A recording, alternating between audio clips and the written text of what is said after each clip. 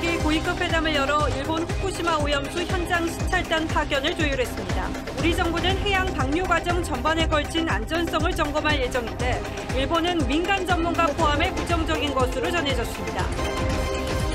김남국 의원이 국회에서 헬로윈 참사와 관련된 논의가 이루어지던 당일 회의가 열린 시각에 코인 거래를 한 것으로 파악됐습니다. 이재명 대표는 윤리감찰을 긴급 지시했는데 당내에서는 의원직 사퇴 요구도 나왔습니다. 만성적자인 한전이 부동산을 매각하고 임직원 임금 인상분을 반납하는 자구책을 내놨습니다. 한전 사장은 사의를 표명했습니다. 검찰이 주가 폭락 사태의 핵심 피의자인 라더견 씨 등이 마라탕 가게와 골프장 등에서 허위 결제하는 방법으로 1,300억 원을 은닉한 것으로 파악했습니다. 윤석열 대통령이 다음 주 간호법 거부권을 행사할 것으로 파악됐습니다. 서울 강남 지역 전셋값이 상승하고 있습니다. 반면 다른 지역은 역전세가 우려돼 양극화가 심화될 조짐입니다.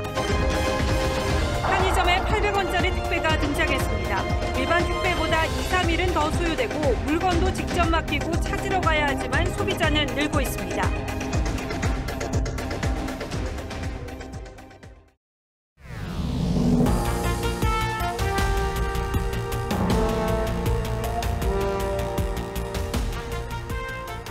시청자 여러분 안녕하십니까? 뉴스나인의 신동욱입니다.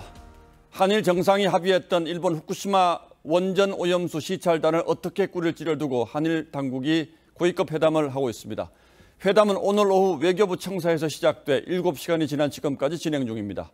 두 나라 사이의 이견이 상당하다는 뜻이기도 하죠. 양측은 먼저 사찰단에 누가 참여할지를 두고 줄다리기를 벌였는데 일본 측은 시찰단에 민간이 참여하는데 부정적인 반응을 보였다고 합니다. 이견 조율이 쉽지 않은 듯한데 현장에 나가 있는 취재기자를 직접 연결해 보겠습니다. 자, 구민정 기자, 논의가 길어지는군요. 네, 오늘 오후 2시 시작한 한일 국자금 협의는 7시간이 지난 현재 아직도 진행 중에 있습니다. 한일 양국의 의견이 평행선을 달리면서 협의가 길어지고 있습니다. 네, 협의에서는 다음 주 파견되는 우리 시찰단의 인원과 활동 범위가 쟁점이 되고 있는 것으로 알려졌습니다. 정부는 오전 열린 브리핑에서 최고의 전문가로 시찰단을 구성하겠다고 강조하며 규모는 20여 명 정도가 적당할 것 같다며 이를 바탕으로 협의하겠다고 했습니다. 일본은 국가 대 국가의 합의인 점을 강조하며 민간 전문가 참여에도 반대하고 있는데 이 부분에 대한 논의도 있는 것으로 보입니다. 시찰 범위를 두고도 긴밀한 협의를 하고 있습니다. 우리 정부는 오염수 정화와 방류시설 전반의 운영 상황, 방사성 물질 분석 역량 등을 직접 확인하겠다는 의지를 보였습니다. 다만 이번 시찰에서 오염수 시료의 직접 채취는 없을 것으로 보입니다. 국제원자력기구 IAEA에서 오염수를 직접 채취해 안정성 검사를 진행 중이고 우리도 IAEA 일원으로 참여하고 있는데 우리 실사단이 채취에 나서면 국제기구 신뢰를 훼손하게 된다는 문제가 발생할 수 있다는 겁니다. 시찰단은 대신 오염수 처리에 쓰고 있는 다액종 제거 설비 알프스와 함께 최초 데이터를 살펴볼 수 있을 것으로 기대하고 있습니다. 지금까지 외교부에서 TV조선 구민성입니다. 예, 후쿠시마 원전 오염수 시찰단 협상 과정에서는 곳곳에서 두 나라의 시각차가 드러나면서 앞으로의 활동에도 진통을 예고했습니다. 시찰단의 역할부터 오염수냐 아니면 오염 처리수냐 용어 논란까지 이견이 적지 않은데 핵심 쟁점들을 이유경 기자가 정리했습니다. 가장 쟁점이 되는 건 후쿠시마 시찰단이 오염수의 안전성을 얼마나 어디까지 판단할 수 있느냐입니다. 앞서 일본은 시찰단의 역할에 선을 그었는데 したがってあくまで韓国側の理解を深めてもらうための対応ということでありまして、IAEA のレビューのように何か安全、処理水の安全性について評価や確認を行うものではないと。 우리 정부는 외교적 표현의 차이일 뿐 방류 과정과 검증 근거를 직접 보고 안전성을 판단할 것이라고 강조했습니다. 당연히 현장에 가면 저희들이 그 안전성을 저희 스스로 판단하기 위한 여러 가지 자료 요구라든지 또 질문이라든지 오염수를 일본 측이 부르는 대로 처리수로 불러야 한다는 일각의 주장에 대해선 바깥으로 바다에 방류하는 물에 대해서는 일단 처리해서 나가는 거기 때문에 오염 처리수라고 쓰는 게 맞지 않을까. 정부는 검토한 적 없다고 일축했습니다. 대만처럼 시찰이 끝나면 후쿠시마 수산물 수입을 허용하는 것 아니냐는 우려에 대해서도 절대 그럴 일 없다는 입장입니다. 더 이상 문제가 없다는 것이 입증이 되고 또 거기에 더해서 국민들께서도 정서적으로 받아들일 준비가 되셔야지. 일본은 이번 시찰과 관계없이 올여름 오염수 방류 일정엔 변경이 없다는 입장. 시찰단을 둘러싼 양국의 온도차를 어떻게 줄여나갈지 주목됩니다. TV조선 이유경입니다. 민주당 김남국 의원의 코인 관련 의혹이 이제는 정말 어디서 폭발할지 모를 전국의 지뢰밭으로 변해가고 있습니다. 당장은 김 의원이 중요한 의정 활동 와중에도 수시로 가상화폐 거래를 해왔다는 의혹이 점점 사실로 굳어가고 있습니다. 심지어 헬로윈 참사 책임을 따지는 와중에도 거래를 한 걸로 드러났습니다. 고이동 기자가 취재했습니다. 헬로윈 참사 발생 9일 후인 지난해 11월 7일 법사위 현안 질의에 나선 김남국 의원은 경찰이 마약 수사에 집중하느라 질서 유지를 제대로 못했다며 매섭게 정부를 비판했습니다. 대통령, 법무부 장관, 검찰총장이 전부 다 마약 수사와 관련된 부분에 집중하다 보니 안전과 관련된 부분, 이런 부분에 소홀한 거 아니냐라는. 자신의 질의 순서가 끝나자 책상에 있는 휴대폰을 집어든 김 의원이 자리를 비웠는데 바로 그 시간 김 의원의 클립 계좌에 있던 위믹스 코인 19개가 다른 코인으로 교환됐습니다. 꼼수 탈당까지 동원해 민주당이 총력전을 폈던 검수완박 법안의 강행 처리 나래도 김 의원의 전자지갑에서는 16분 동안 10차례에 걸쳐 가상화폐 거래가 오갔습니다. 한동훈 법무부 장관 후보자 인사청문회 때도 김 의원은 코인 거래를 멈추지 않았습니다. 총 15차례 거래 내역이 확인됐는데 6번은 같은 당 의원의 질의 중에 거래를 했습니다. 당시 김 의원은 이모 교수를 어머니의 동생인 이모로 해석해 한 장관을 공격하는 총극을 벌이기도 했습니다. 이 논문을 일저자로 썼습니다. 이모하고 같이. 누구와 같이 썼다고요? 이모하고요. 이모. 제 딸이요? 이모, 누구의 이모 말씀이신가요? TV조선 고이동입니다. 김남국 의원의 투자 내용에도 의문점이 많습니다. 거래소에 상장도 안 된 위험한 코인에 수억 원씩 투자하는 경우도 있었는데 상식적으로 납득하기는 쉽지가 않죠. 이 때문에 김 의원이 내부 정보를 활용했거나 국회의원의 직위를 이용해서 시세 조정에 가담했을 가능성이 있다는 의심도 있습니다. 신유만 기자가 취재했습니다.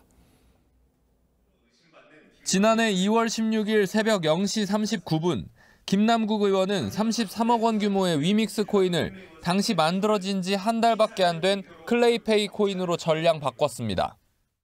이렇게 김 의원이 전체 발행량의 10%, 하루 거래량에 맞먹는 클레이페이 코인을 한 번에 사들이자 시세는 3배 가까이 뛰었습니다. 전문가들은 김 의원이 코인 투자 사기 행위에 가담했을 가능성을 제기합니다. 아무리 좋게 봐줘도 지인한테 사기당한 거다. 같이 사업을 했을 가능성이 있죠. 직접 중개하는 역할을 한 겁니다. 또 김 의원은 첫 코인 투자가 2016년 2월이라고 밝혔는데 2016년 2월경부터 8천만 원 정도 어디다가? 이더리움에. 당시 김 의원이 샀다는 이더리움은 국내에 상장되기 2-3달 전이었습니다. 한 코인 전문가는 당시 이더리움을 살 방법은 해외 투자밖에 없었다며 해외에는 실명 거래라는 개념 자체가 없던 시절이라고 했습니다. 모든 거래는 실명으로 했다는 김 의원 해명과는 배치됩니다. 게다가 김 의원은 작년 4월에 국내 게임 업체 넷마블의 신생 코인 마블엑스도 상장 2주 전부터 37회에 걸쳐 9억 7천여만 원어치나 사들였는데 김 의원이 4만 1,000원대에서부터 사들인 이 종목은 상장 후에는 6만 5천 원대까지 급등해 내부 정보 활용 의혹도 제기됩니다. 민주당 진상조사단은 김 의원이 에어드랍 방식으로 코인을 무상으로 받았을 가능성까지 확인하고 있습니다. 에어드롭 여부를 저희가 확인을 하고 있는데요. 파악하기에 시간이 이릅니다. 그 자료가 생각보다 굉장히 방대합니다. 2년 전 민주당 내에서도 김 의원의 거액의 코인 수익 사실을 인지했던 것으로 확인됐습니다. 물량은 굉장히 친절하고 저는 이제 이번 거에서 10억 넘게 주식 아니 그 비트코인 코인으로. TV조선 신유만입니다. 여기 눈덩이처럼 불어나자 민주당의 20대 청년 정치인들이 김 의원의 의원직 사퇴를 공개 요구했습니다. 또 당 지도부의 안이한 대처에 대한 비판과 함께 의원 전수조사도 촉구했는데 걷잡을 수 없이 여론이 악화되자 이재명 대표도 측근인 김 의원에 대해서 특별감찰을 지시했습니다. 어수선한 민주당의 분위기는 정민진 기자가 취재했습니다. 민주당 전국대학생위원회 소속 대학생들이 국회에서 기자회견을 열고 김남국 의원의 행태가 MZ세대에 큰 실망감을 줬다고 비판했습니다.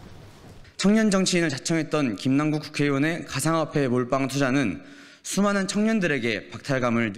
최고위원과 국회의원을 지낸 청년 정치인 8명도 회견을 열고 지도부의 안이한 대응을 비판하면서 소속 의원들의 가상자산 전수조사와 김 의원의 사퇴를 촉구했습니다.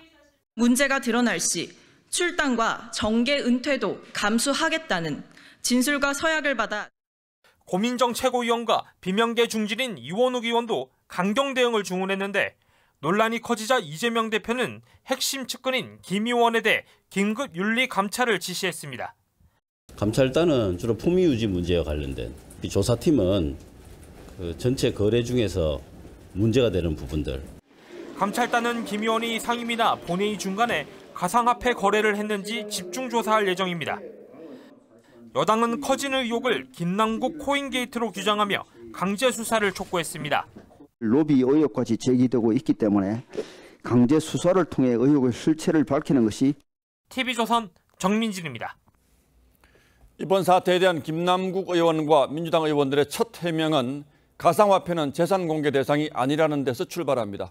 법을 위반한 게 아니라면 일부 도덕적 논란이 있더라도 정면 돌파가 어느 정도 가능할 것으로 본 듯합니다. 하지만 저희가 취재를 해보니 공직자윤리위원회는 이미 2년 전에 가상화폐를 예금으로 신고하라는 유권 해석을 했던 것으로 확인됐습니다. 그리고 실제로 일부 공직자들은 가상화폐를 재산에 신고하기도 했습니다. 보도에 한송훈 기자입니다. 국회의원을 포함한 모든 고위공직자가 재산을 등록하는 인사혁신처 정보통신망 공직윤리 시스템 홈페이지입니다. 가상화폐 재산 신고 가이드라인이 자세히 나와 있습니다. 고위공직자의 재산 변동 파악을 위해 변동요약서에 가상화폐 보유 수량과 취득 가격을 적고 특히 첫 신고된 가상화폐 변동 내역을 예금 항목에 기재하라고 규정하고 있습니다. 사실상 가상화폐를 예금으로 보라는 건데 이 가이드라인이 공지된 시기는 2021년 10월, 김남국 의원이 집중적으로 위믹스 코인을 거래하던 때입니다. 국회 사무처도 이 내용을 기준으로 국회의원과 보좌진에게 가상자산 공개를 권유하기도 했습니다. 김 의원은 가상화폐는 신고 대상이 아니어서 법적으로 문제가 없다는 입장만 반복하고 있는데 김 의원과 달리 가상화폐 사고판 기록을 신고한 공직자도 있습니다. 당 지도부는 뒤늦게 가상자산도 재산으로 신고하도록 공직자윤리법을 개정하겠다고 했습니다.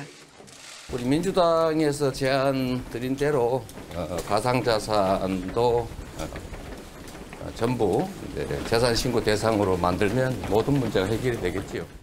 TV조선 한송원입니다. 이번 김남국 의원 사태를 자세히 들여다보면 가상화폐 시장의 제도적 허점이 곳곳에서 드러납니다.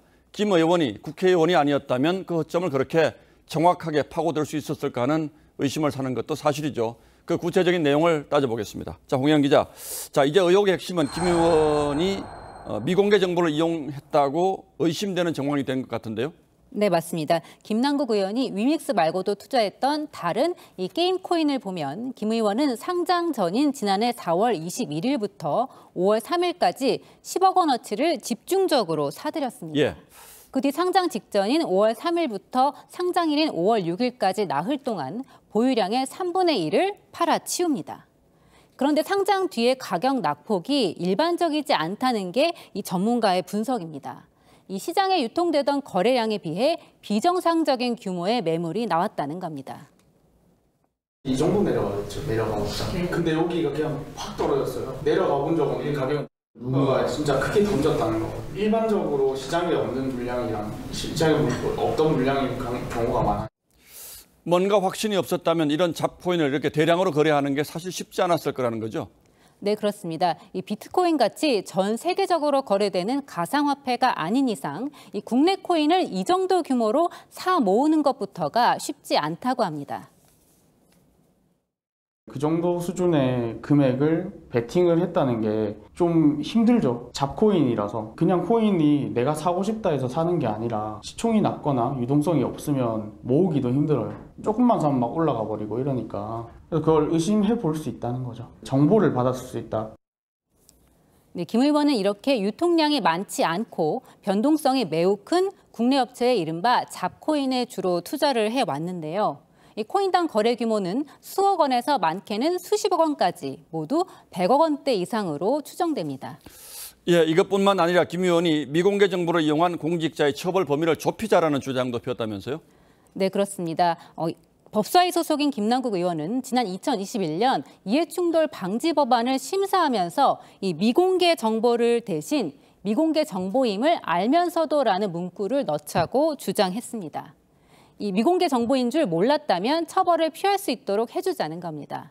일부 의원들이 처벌 범위를 좁힐 수 있다며 반대했지만 결국 법안은 김 의원의 요구대로 이 문구를 넣은 채 통과됐습니다. 예. 과잉 처벌이나 과도한 처벌은 되어서는 안 된다라는 그런 생각이 드는데요. 미공개 정보라는 판단이 없는 상태에서 미공개 정보를 받아가지고 그냥 어떤 이익을 취득하는 그런 경우도 있을 수도 있고. 예, 전문가들이 보기에는 거래 패턴도 좀 이상했다고 하더군요. 네, 그렇습니다. 금융감독기관의 의심을 피하려고 한 정황이 있습니다. 이 김 의원의 업비트 계좌에 지난해 1월 위믹스코인 61만 개가 이체됐는데요. 업비트는 이를 금융정보분석원의 이상 거래로 보고했습니다. 김 의원은 2주 뒤에야 거래를 재개했는데 이때부터는 3만 개 아래로 이렇게 쪼개서 보내기 시작합니다. 예. 이상 거래로 의심되면 거래소가 당사자에게도 통보하기 때문에 김 의원이 이를 인지하고 감시망을 피하기 위해 의도적으로 쪼개서 이체했을 가능성이 제기됩니다. 예, 이런 의혹들이 모두 사실이라면 국회의원은 부업이고 가상화폐 거래 전문가가 오히려 본업이 아니었나라는 생각까지 드는군요. 예, 홍희영 기자 잘 들었습니다.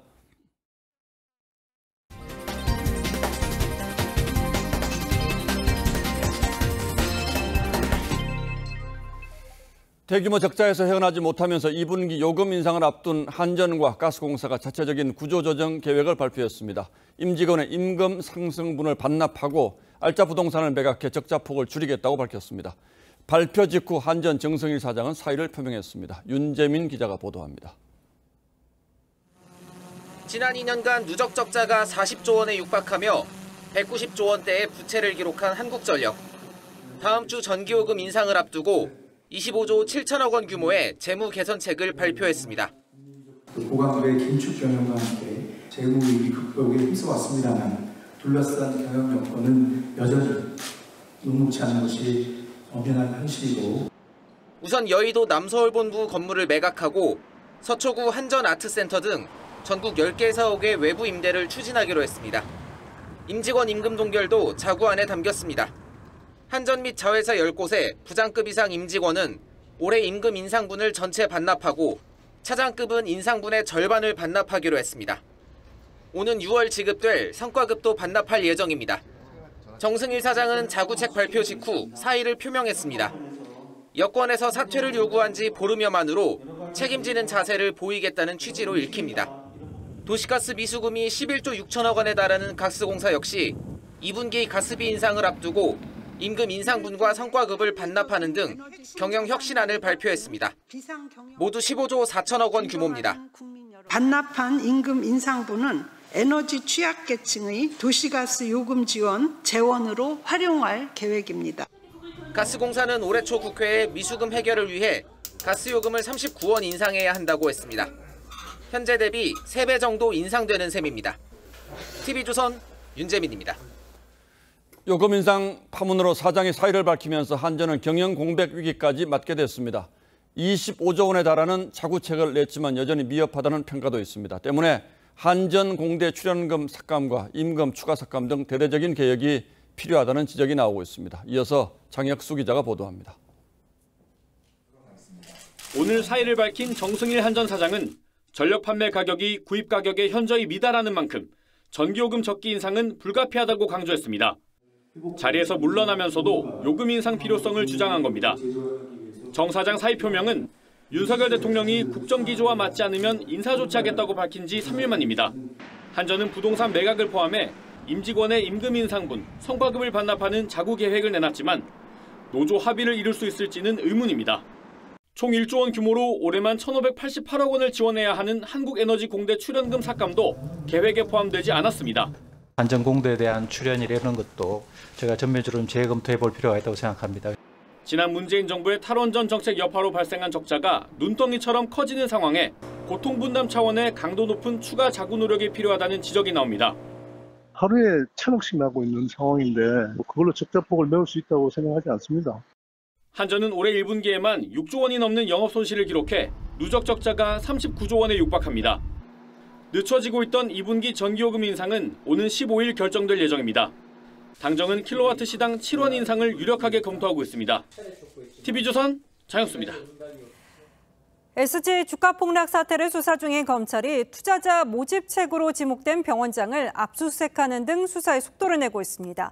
또 검찰은 어제 구속된 라덕연 씨 등이 이 명품샵과 마라탕 가게 등에서 허위 결제하는 수법 등으로 1,300여 원을 빼돌린 것으로 파악했습니다. 한지은 기자가 보도합니다.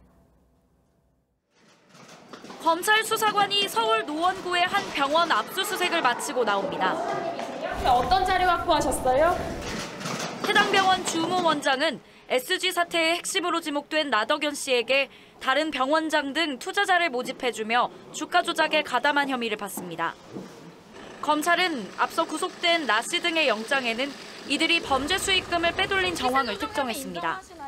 라 씨와 측근은 마라탕집과 명품숍, 승마 연습장 등 법인 수십 곳을 만든 다음 투자자에게 자신들이 준 수익금의 절반을 해당 법인에서 결제하도록 한 것으로 검찰은 파악했습니다.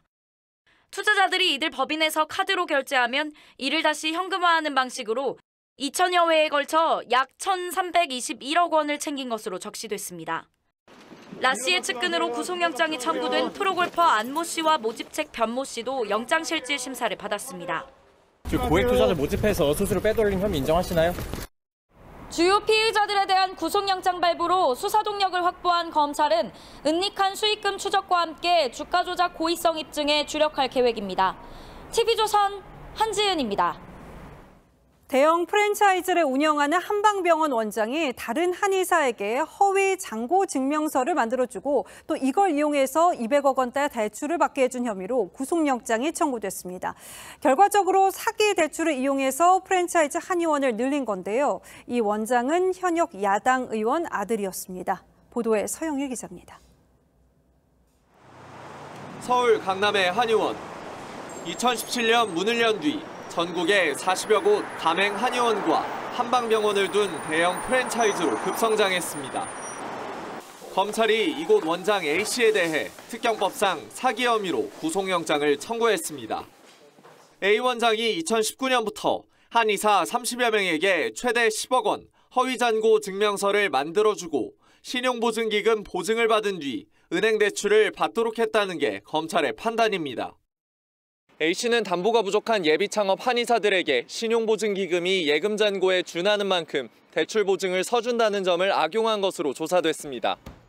이런 식으로 대출된 금액은 200억 원대에 달하는데 검찰은 A 원장이 이렇게 가맹 한의원을 늘리고 가맹비 등 수익도 노린 것으로 보고 있습니다. 저희도 내용을 좀 전달드렸고 현재 답변을 기다리고 있는 중이라서 확인한 대로 A 원장은 더불어민주당 현역 의원 아들인데 이번 사건과 해당 의원 사이에 연관성은 없는 것으로 알려졌습니다. TV조선 서영일입니다. 오피스텔 신축 공사장에서 콘크리트 덩어리가 길바닥으로 우박처럼 쏟아져 내려서 이 자동차와 오토바이 등 10여 대가 날벼락을 맞았습니다.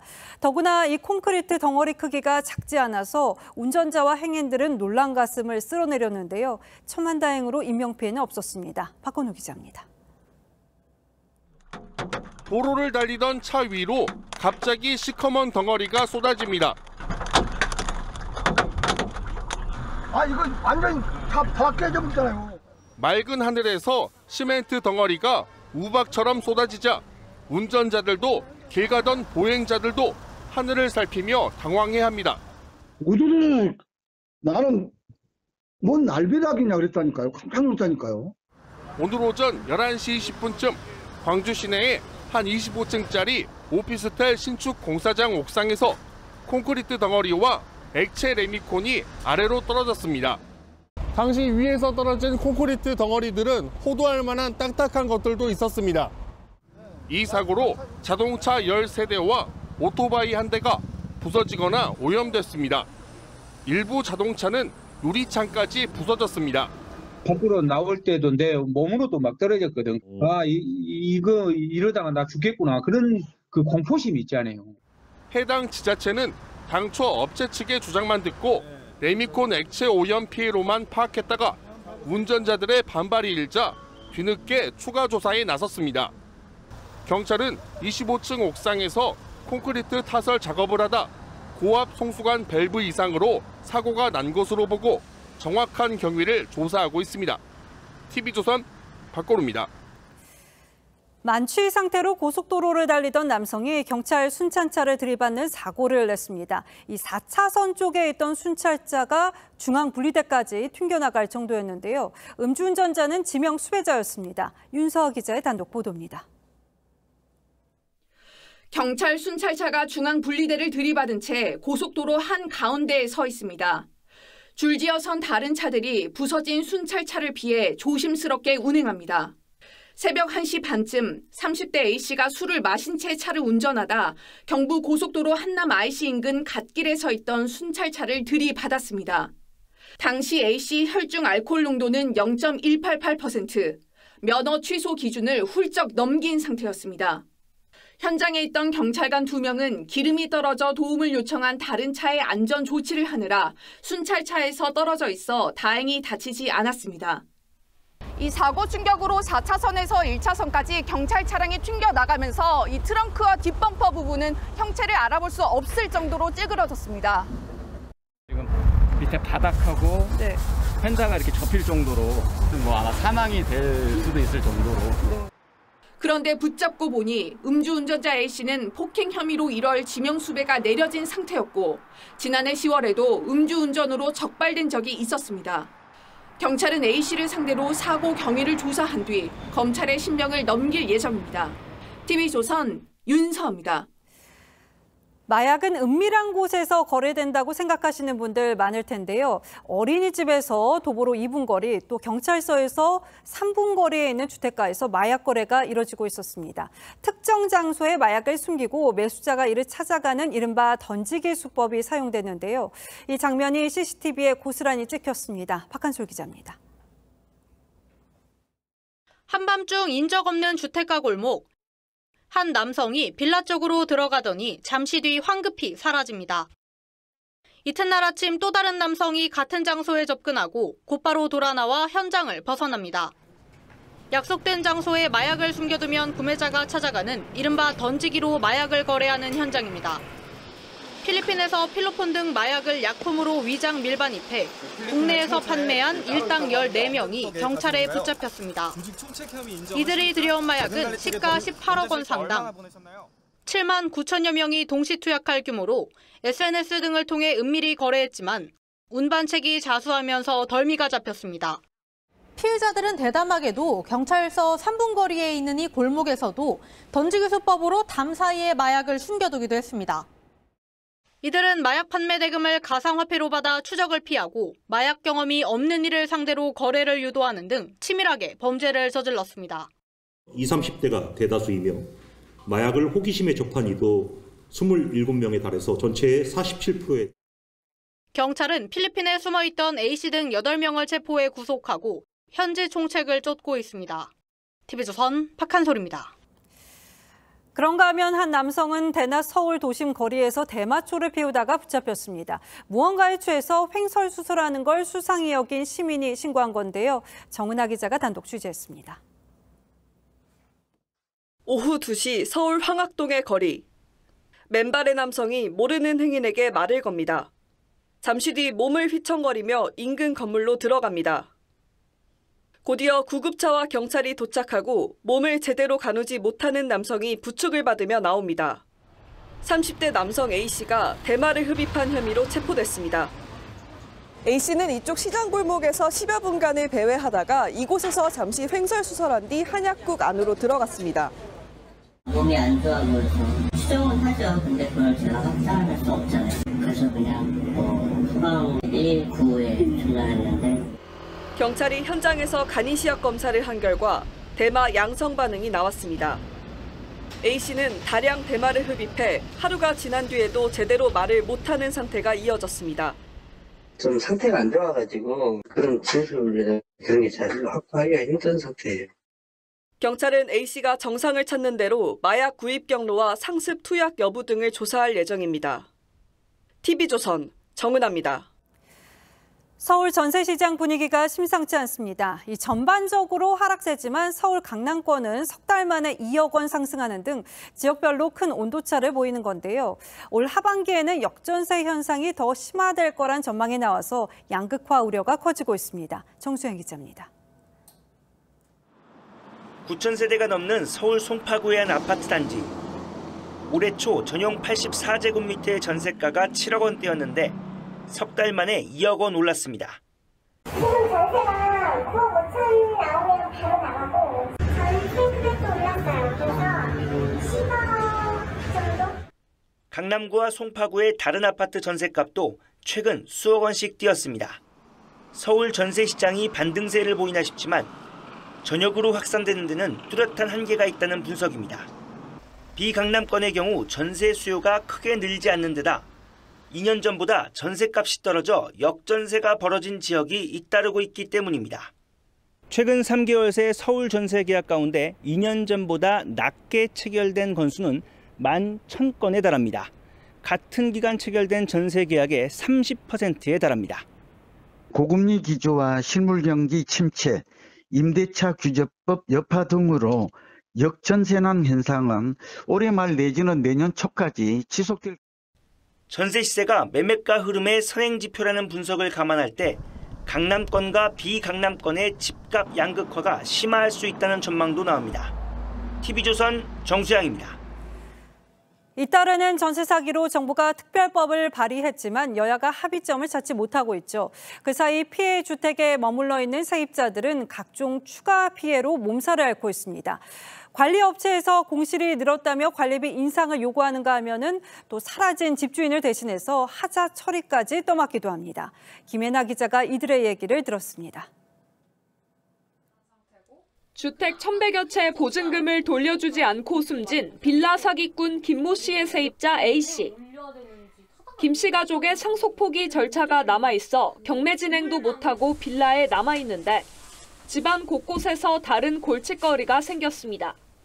천장에 곰팡이가 생기고 벽지가 으스러지는 현상을 겪었고 건축주는 고쳐줄 수 없다고 하고 내가 청구할 집주인은 없는 상황이니까. 누수 시공값만 200만 원가량. 문제는 우선 해당 비용을 A씨가 감당해야 한다는 겁니다. 설상가상 관리업체에선 관리비를 올리겠다고 통보한 상황. 깡통주택으로 낙인 찍혀 공실이 늘었다는 이유로 남은 세입자들에게 관리비를 높여받겠다는 겁니다.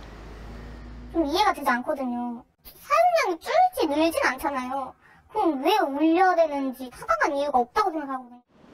전세 사기 주택 상당수가 부실 건축인데다 관리를 책임질 집주인이 없어 피해자들은 추가 피해를 스스로 감당하는 수밖에 없습니다. 벽 피해지금 이런 거 되게 많거든요. 시청이나 이런 피해 질센터 계속 얘기를 하는 수밖에 없어요. 정책 사각지대에 대한 피해자들의 원성이 커지고 있지만 여야는 특별법 처리라는 원칙에만 합의했을 뿐 지원 방식에서조차 합의점을 찾지 못하고 있습니다. TV조선 김예나입니다. 며칠 전 수도권 4년제 대학도 신입생 모집에 어려움을 겪고 있다는 소식 전해드렸는데요. 신입생 모집 등에 애를 먹던 경남의 한 대학교 교직원들이 학교 파산을 신청했습니다.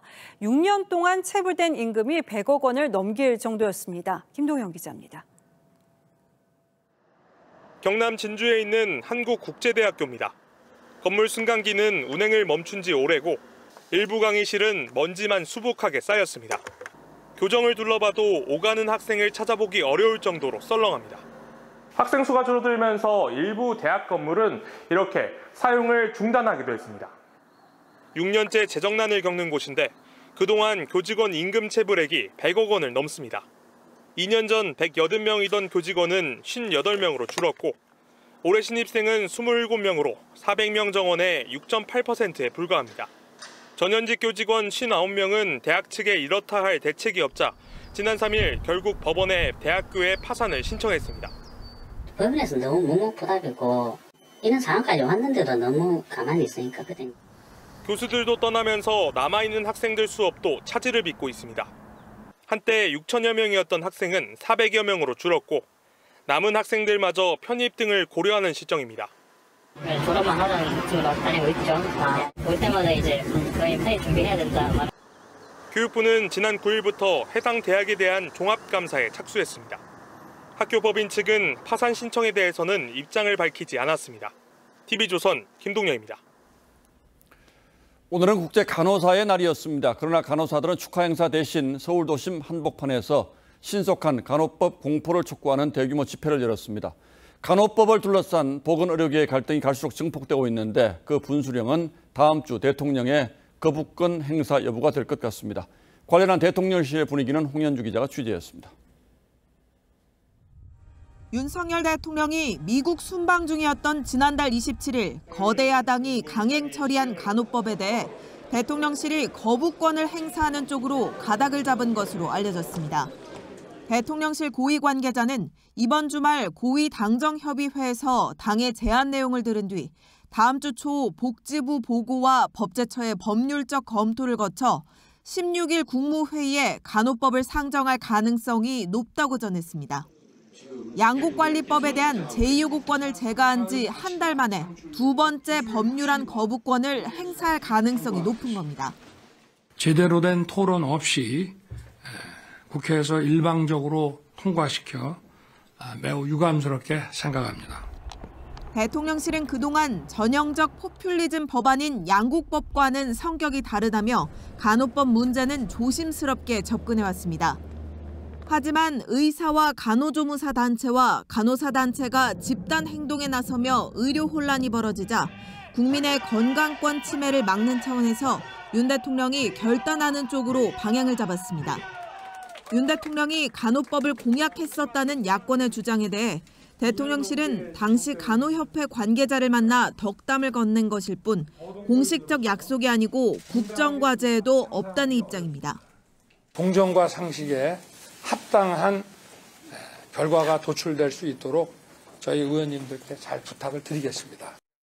두 번째 법률안 거부에는 정치적 부담도 상당한 만큼 정부와 당은 막판 물밑 중재에 총력을 기울인다는 방침입니다. TV조선 홍현주입니다. 공수처가 문재인 정부 첫 국방장관이었던 송영부 전 장관의 집과 국방부 등을 압수수색했습니다. 이른바 기무사 개업 문건과 관련해서 군 관계자에게 허위 서명을 강요했다는 의혹에 대해서 공수처가 강제 수사에 나선 겁니다. 더 자세한 내용은 권영석 기자가 취재했습니다. 검정 양복을 입은 공수처 수사관이 국방부 청사에서 줄지어 빠져나옵니다. 공수처가 국방부 대변인실과 송영무 전 국방장관 자택 등을 압수수색했습니다. 언론사 왔다고 얘기했더니 잠만 송 전 장관이 재직 시절 군 간부들에게 기무사 개업 문건과 관련해 허위 사실이 담긴 확인서에 서명을 강요하는 등 직권을 남용한 혐의를 수사하는 겁니다. 2018년 7월 당시 송 전 장관이 군 간부 모임에서 박근혜 정부 시절 기무사가 작성한 계엄령 검토 문건은 법적 문제가 없다는 취지로 말했다는 언론 보도가 나와 논란이 벌어졌습니다. 송 전 장관은 이를 즉각 부인하고 당시 참석자 11명에게 그런 발언이 없었다는 취지의 확인서에 서명까지 받았습니다. 하지만 일부 간부 반발로 서명은 중단됐고 이후에도 논란은 이어졌습니다. 장관님께서는 위수령은 잘못된 것이 아니다. 대한민국의 대장까지 마치고 장관하고 있는 사람이 거짓말하겠습니까? 검찰은 허위 서명 강요에 개입한 혐의로 최연수 전 대변인과 정해일 전 군사보좌관도 입건했습니다. TV조선 권영석입니다. 문재인 정부에서 임명된 심성보 대통령 기록관장이 부당업무 지시와 갑질로 직위 해제된 지 넉 달 만에 해임됐습니다. 앞서 저희 TV조선은 심 전 관장이 노무현 전 대통령 기록물을 무단으로 보려고 하다가 반대하는 직원에게 폭언을 한 의혹을 보도해드린 바 있는데 인사혁신처도 이런 점을 지적했습니다. 보도에 김하림 기자입니다. 행정안전부가 심성보 대통령 기록관장을 부당업무 지시와 갑질로 직위 해제한 건 지난 1월입니다. 행안부는 지난해 10월 제보와 내부감사를 통해 인사혁신처 중앙징계위원회에 중징계를 요청했고 중앙징계위는 위법 지시와 부당 지시, 비인격적 대우를 이유로 지난달 심 전 관장 해임을 의결했습니다. 이에 따라 문정부에서 임명된 심 전 관장은 5년 임기 중 3년을 남기고 오늘부로 해임됐습니다. 심 전 관장은 노무현 전 대통령 기록물을 비공개로 분류하려 했고 무단으로 열람을 시도하다 직원들이 반발하자 폭언을 한 것으로 전해졌습니다. 심 전 관장은 소청 심사와 행정소송을 통해 해임 처분의 부당성을 밝히겠다는 입장입니다. 직원에게 비인격적 대우를 했다는 주장에 대해선 일부 인정했지만 해임 처분은 과도하다는 겁니다. 심 전 관장은 문 전 대통령이 북한 김정은에게 받은 풍산개 2마리를 퇴임 이후에도 데려가 정부 돈으로 기를 수 있도록 문 전 대통령 측과 협약서를 만들기도 했습니다. TV조선 김하림입니다. 편의점에 800원 택배가 등장했습니다. 배송이 빠르지도 않은데 소비자의 인기입니다. 당일 배송이 인기를 끌던 걸 생각하면 의외기도 한데요. 이 고물가가 낳은 현상 아닐지요? 장윤정 기자입니다. 택배 상자를 저울에 올려놓고 무게를 잽니다. 500g보다 가벼운 물건의 편의점 택배 기본 요금은 1,800원. 할인 쿠폰까지 쓰면 800원까지 내려가 일반 택배보다 많게는 70% 넘게 쌉니다. 앨범이나 이런 거 판매할 때 이제 아무래도 편의점 택배가 좀 접근성이 편하다 보니까 가격적으로 어쨌든 우체국이나 이런 데보다는 조금 싼 게 있고. 편의점 알뜰 택배의 지난달 이용 건수는 3년 전보다 28배 늘었고 또 다른 편의점 업체의 반값 택배 이용자도 일반 택배 이용자 수보다 2배 더 많은 것으로 나타났습니다. 일반 택배보다 배송까지 최소 2, 3일은 더 걸리고 편의점까지 직접 물건을 맡기고 찾으러 가야 하지만 귀찮아도 편의점을 찾는다는 겁니다. 아무래도 편의점까지 찾으러 가는 수고가 있긴 하지만 그만큼 가격적인 면에서 절약할 수 있어서 좀 더 자주 찾게 되는 것 같고. 배달비 부담에 이용 고객이 줄자 배달업체들도 비슷한 동선에 주문을 묶어 배달비를 낮추거나 배달 시간과 비용에 따라 배달 방식을 선택할 수 있는 맞춤 배달 서비스를 내놨습니다. 고물가 상황이 계속되면서 번거롭더라도 한 푼이라도 아낄 수 있는 방법을 택하는 알뜰 소비자들이 늘고 있습니다. TV조선 장윤정입니다. 미국 정부는 코로나 확산 방지를 이유로 3년 전부터 불법 이민자를 즉시 추방해 왔었는데요. 이 정책을 오늘부로 종료했습니다.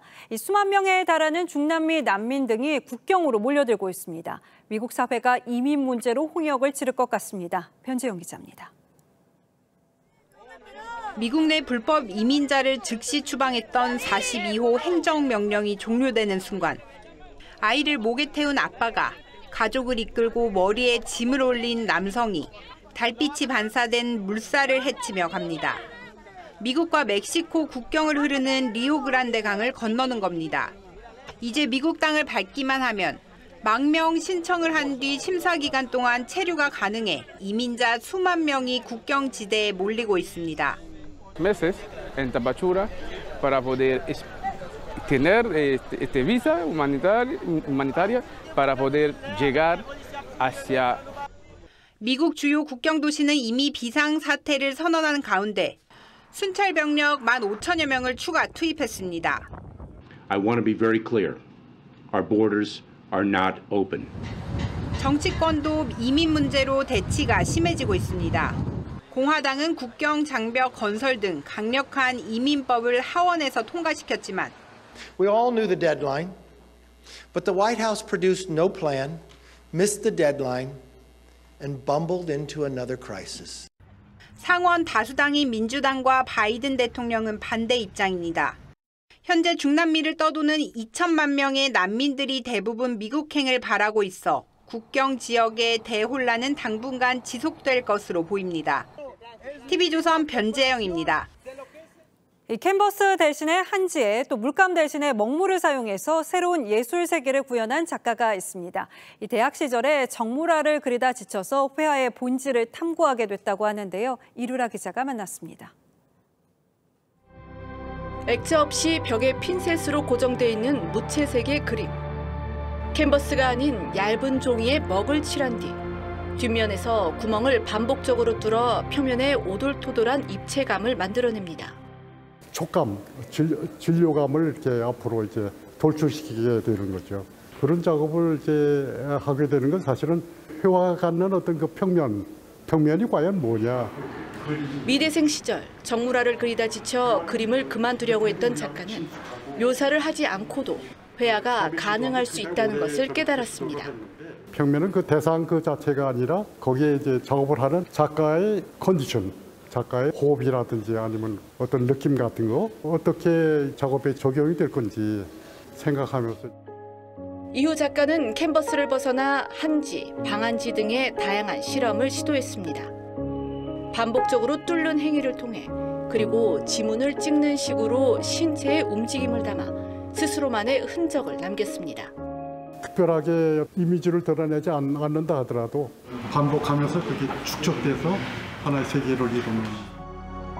그의 몸짓이 평면에 닿는 순간 새로운 예술 세계가 펼쳐집니다. TV조선 이루라입니다.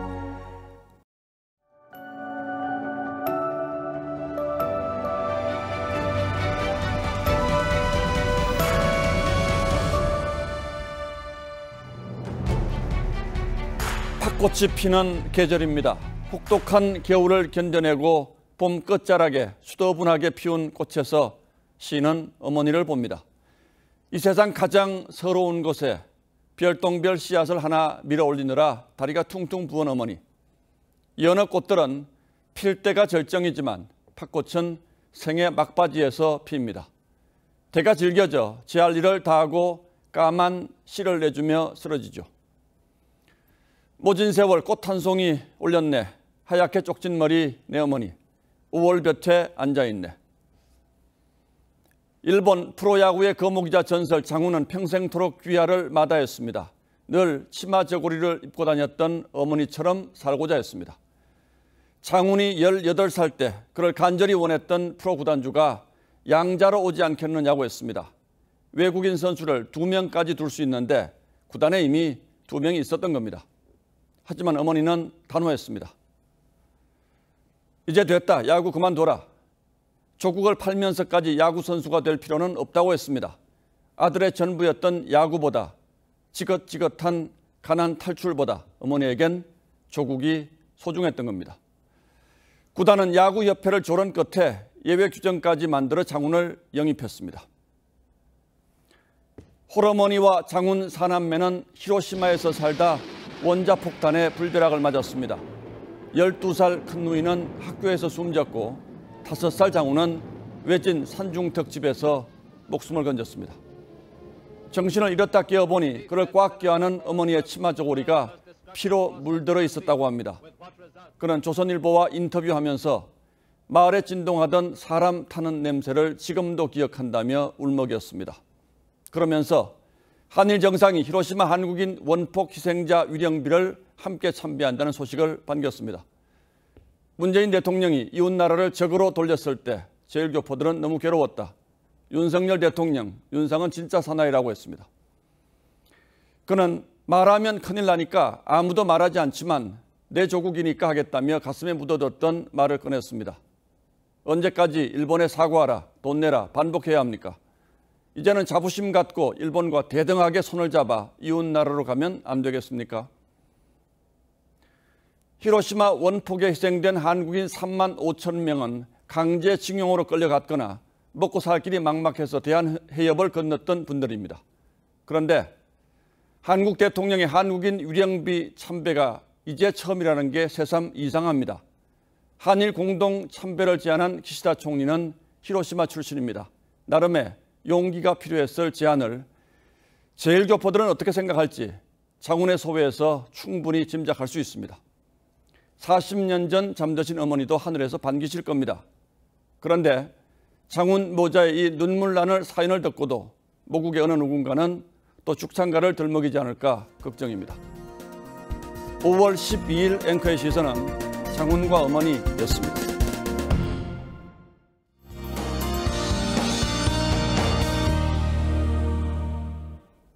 오늘도 중부는 따스한 햇살이 비춘 반면 남부는 대체로 흐리고 현재도 일부 지역 약한 비가 내리고 있습니다. 내일도 상반된 하늘 표정이 이어지겠는데요. 밤부터 제주에 비가 시작돼서 내일 새벽부터 오전 사이에는 남해안에서도 비가 내리겠고요. 양은 5에서 30mm 정도가 전망됩니다. 대기 불안정으로 내일 오후부터 저녁 사이 일부 경기와 강원, 충북과 경북 북부, 전북 동부로는 소나기가 지나겠고요. 곳에 따라서는 벼락과 돌풍이 동반될 수 있겠습니다. 내일 구름만 가끔 지날 것으로 보이는 중서부 지역의 오존 농도와 자외선 지수 높게 나타나겠습니다. 또 서해안과 강원 산지로는 짙은 안개로 인해 시야 확보가 어려울 수 있겠습니다. 내일 아침 기온 서울과 인천이 13도로 오늘과 비슷하겠고요. 낮에는 창원이 18도, 부산 17도로 남부를 중심으로 오늘보다 기온이 낮아지겠습니다. 일요일에도 내륙 지역에는 소나기가 지나겠고요. 다음 주 서울의 낮 최고 기온 28도에 육박하는 더위가 찾아오겠습니다. 날씨였습니다. 5월 12일 금요일 뉴스9는 여기서 모두 마치겠습니다. 시청해주신 여러분 고맙습니다.